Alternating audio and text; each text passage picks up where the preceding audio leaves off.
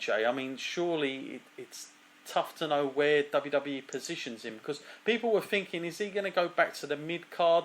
And then over recent couple of months, I've actually started to see he's improving a little bit more. I'm sort of buying him as a sort of main event guy, even though I'm not sold on his attire all that much, but I'm just going to take it for the character. But where do you see Dean Ambrose, Matt? And is he the main event guy that we want, or is he the classic case of what we spoke about a couple of weeks ago, being in the sort of mid-card era, and he's just one of those names that's there currently? I think it's one of those situations where we're getting into that mentality again now. It's where we've had so many years of this with WWE, where they can only ever have like 2 or 3 top guys. We start looking at them thinking, well, they've had their shot now. Will they get pushed further down the card? But if we was talking like about, I know it's a long time ago, if we was talking about 15 years ago now or so, we'd be thinking, no, it's quite possible that you can have like about 6, 7, 8 top guys in the top picture, and like it wouldn't be questioned. I mean, I think Dean Ambrose has the talent to be like a top tier level guy, and with the brand split, hopefully that's given him even more scope to sort of stay there. It just sort of seems like, okay, he's had a few shots now. We've got to look past him to who AJ will potentially be fighting next. Will Ellsworth be the threat that he could possibly be? I don't know. Maybe AJ will just squeak by that one. But failing that, I think we've got to look to the new opponents. But I think there should be tons of scope for Dean Ambrose to come back into the top picture before WrestleMania, maybe. What with the Royal Rumble? For me, personally, I think someone like Dean Ambrose winning the Royal Rumble does him a ton of good, because it would be unexpected. He has got that kind of degree of believability at the top flight. I think someone like him, that could really propel him to the next level if he did that. Yeah. I mean, I'll take that over the last couple of Rumbles that we've had and the winners, for sure. Providing, that they've got a nice, steady storyline after. I mean, I think in the last couple of years, Matt, I think it's no secret that there's been a lot of messing about, either with injuries or last-minute changes, and it's just whatever was thought out was never a great plan, or plans have had to change in the past, and it's just been a disaster in that sort of in the sort of busiest time of the year. Unfortunately, it's just never been that great. So I'm hoping that they really do have something solid, and also think of a plan B and plan C sometimes, because you never know what's going to happen with injuries and all sorts of crazy kind of things. On the other side of things, Matt, of course, Raw, who are waiting on their brand only pay-per-view or network special, whatever it is nowadays. What is that, Roadblock now we're getting? No, it's totally confusing where these titles are coming out now. But Roadblock obviously was obviously not tomorrow, but obviously the week after. In terms of them going forward, Matt, like Roman Reigns is you just think they're going to leave him out for a little bit, and then he's back with a vengeance, isn't he? I've had a few emails this week, and there's a few concerns in the emails. I can tell the tone of the emails because they always start off with capitals, and it's and there's worry. But is there slight little sort of wrinkles coming out, Matt, that WWE possibly are considering the Roman Reigns, the Empire, to come back for that sort of Royal Rumble, WrestleMania time again? And could they be possibly thinking there is another chance of pulling this off finally, or are we just getting this maybe now and getting it out of the way with? I don't really see the need for him to step back into the sort of in the heavyweight title kind of position at this time, because he's got the US title, and that's something for him to be doing, and people seem to be okay with him being US champ. I mean, I know he's got a lot of hate on him, but I think people can see that is a good level because it gets him like the praise from the WWE and the fans that do support him can enjoy that. But then I think the thing that people get most annoyed about with Guy was the fact that he was constantly in your face and constantly in the heavyweight title picture. And giving other guys a shot at it, like Kevin Owens has had since he sort of stepped aside from that, has been good for them. So I can't really see the point in him coming up. I mean, I'm hoping it's just a bit of a match just because, like, are they going to get a guy that's cheered? Yes. Are they going to get a guy that's booed? Yes. It might not be the ones that they're hoping would be cheered and booed for. That's the problem, isn't it? Still get that reaction though. So and what with Finn Balor on an imminent return, like he should be the guy that steps into the heavyweight title picture surely when he comes back. Yeah, maybe I'm still holding out some hope that my prediction might pull off. You never know. We can always hope that the turn will happen I predicted that just hasn't happened. I'm starting to believe it will never happen now. It's like one of those things. WWE will never do it. Another guy, Matt, who's been in a bit of the news in the past few weeks. Lots of different conflicting reports about it, but it's been John Cena, Matt, and where he's sort of gonna be working and how much he's gonna be around in WWE in the next sort of 12 months or so seems a little bit like it's gonna be a much more part-time kind of deal, that he's got other projects going on outside, which, by the way, I want to get out there first and foremost. I have absolutely no problems with John Cena doing that. I think he's earned it. I think he's been flat out for 10 years in a main event spot. Like, even if he hasn't had the title, he has been the guy.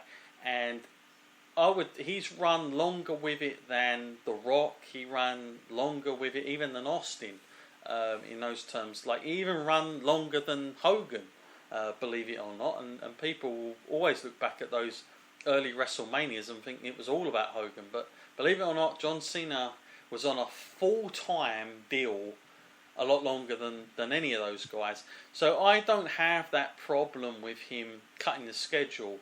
But I do wonder, Matt, in where, he's on SmackDown, whether you look at it as the B show or not, he's not on Raw.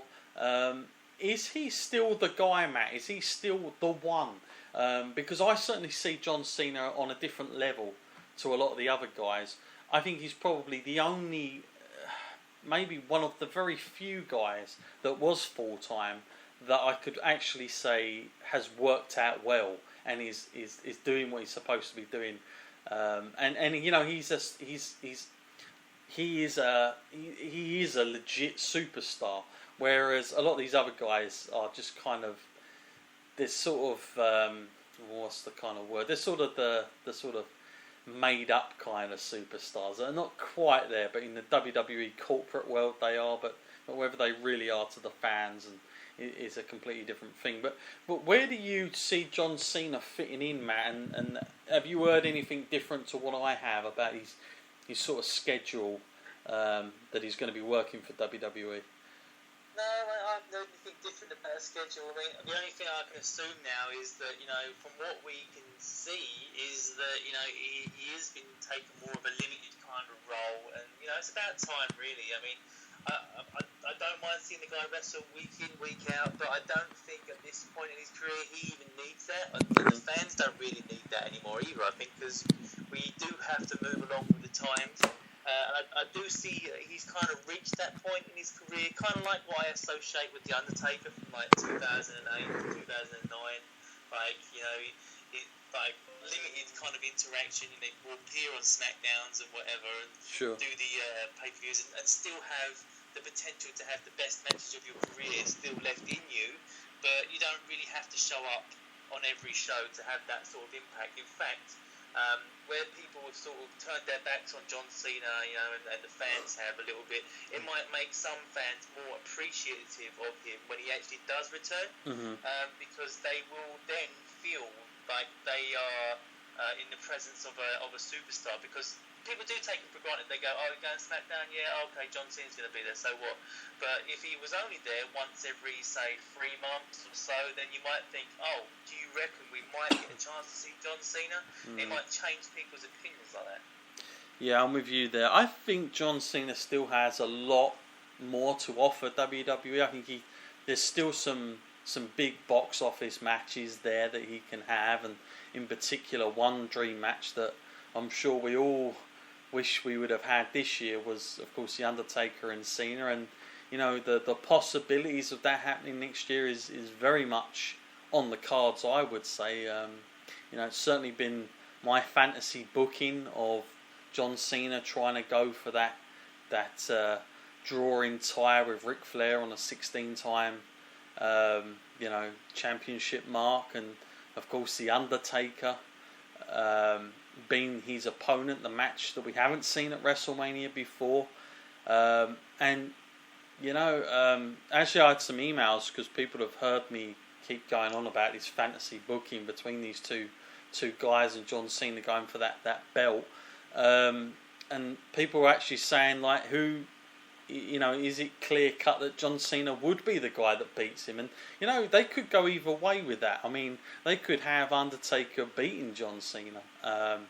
And then, I don't know, maybe he retires at Survivor Series now, because I know now, Matt, that Survivor Series next year is from Texas. And Survivor Series was where The Undertaker all started. Does he end there as well? So that there's definitely room for potential that WrestleMania doesn't have to be the last time we see him. So maybe there is one more grand thing. And the thing is with that match, if Undertaker beats John Cena, it doesn't hurt John Cena, and vice versa. Like, those guys are household names, so there's no real kind of things there. It's just about laying down a great match. Really, I think that's the important thing. But yeah, there's definitely a story to tell in it. As well as that, some other news that came out as well this week is that Ric Flair has signed back with WWE. Never seems to leave, but obviously he's got his ties with Triple H as well. We know that much, and obviously his daughter. But other than the stuff with his daughter, Matt, is there any room for anything else for Ric Flair in WWE currently? Like, is there something that perhaps if John Cena does get involved with that kind of storyline, whether Rick would be, coming out, sort of playing up to that sort of, leveling up with him and all the rest of it? I've sort of got to the point now where, like, I've had enough Ric Flair. I do respect the guy. I know that he's done a lot for the industry, but man, he's an old man now. He's going to be limited to what he can do in that ring, and to some points it actually harms him. Like when Charlotte was just slapping him in the face, and then Sasha's getting beaten up, and what does he do? He just stands there and cries. I don't think I really want to be seeing that. Yeah, I would like to see Ric Flair in a more authoritative role. I mean, I think that, I've got to be honest with you, I'm a massive Mick Foley fan, but I am not enjoying the way WWE is handling Mick Foley. The only good stuff he's done has been the Hell in a Cell stuff, and when he gets the moments where he can really, like, hit at the mic. But for the majority of it, Matt, he's kind of been the sort of puppet of Stephanie a lot. I mean, the way it comes across on TV is exactly the same, and it's not kind of what I want to see. But I could see Ric Flair doing a general manager kind of thing, and going a different way with it. But I'm kind of getting a little bit fed up with seeing Stephanie and Shane on both ends. To be honest, I think I'd rather just seen Daniel Bryan and Mick Foley do that kind of stuff, and Stephanie and Shane only come in now and then. I didn't realise that having a general manager still meant that you still have to have them around. I mean, I don't really get the purpose of the general manager, because they're not really the most authoritative figures on their brands, are they? The way it's set up. I don't know if that's how you thought it was going to go down, but I certainly had that in my mind. Where after the draft split, I thought, well, that's it now. We won't see Stephanie and Shane unless it's kind of a big deal. or they need to show up. But it's every week, which I'm quite surprised about. I definitely kind of thought that as well. I kind of felt like with the busy lives